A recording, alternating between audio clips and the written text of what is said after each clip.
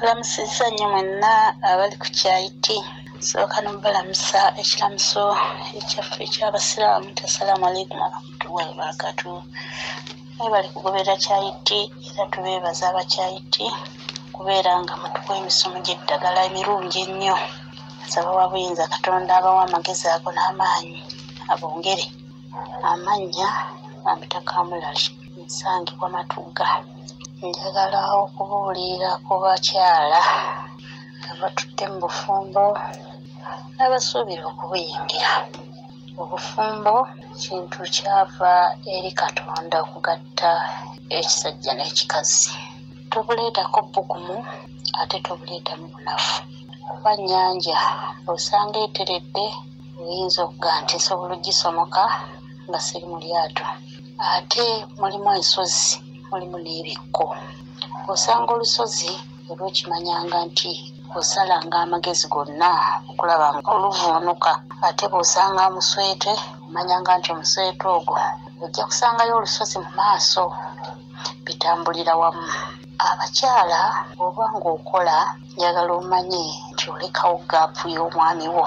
Kwe si kumanya nti olw'okuba okola obudde bwo bwonna obuwa omulimu.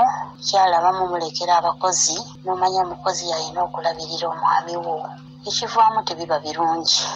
Abakyala njagala tukkiriziganye n'okusanga abantu oludda lwa bbaawo.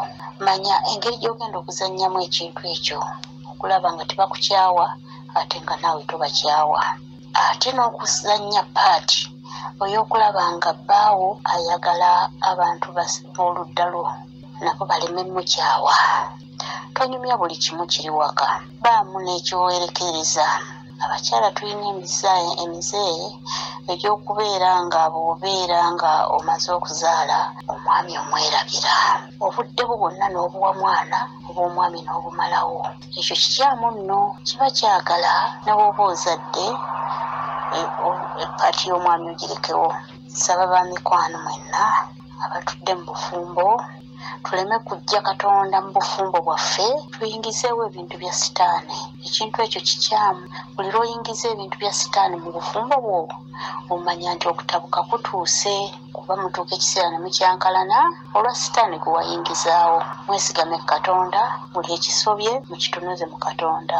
Obe musiraamu, obe mukatuliki, obe muprotesitanti, beera nga amaka gammwe mugatambuliza ku Katonda. Buli lw'otambuliza amaka go ku Katonda n'abaana bonna be muzaala bajja kutambulira ku Katonda. Amaka gammwe gakulaakulane, gabeeremu emirembe, gabeeremu essanyu.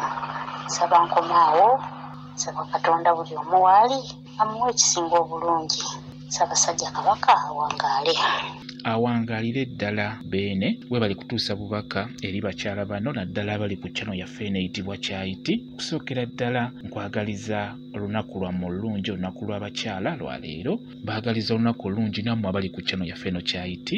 Mugende maaso n'okwegatta ku channel yaffe eneyitibwa Kyaiti YouTube channel yaffe. Kyembasaba mugende maaso n'okyegattako, kigenda kuba kirungi nnyo. N'ekirala like ega video mbeere bulungi, mweraba.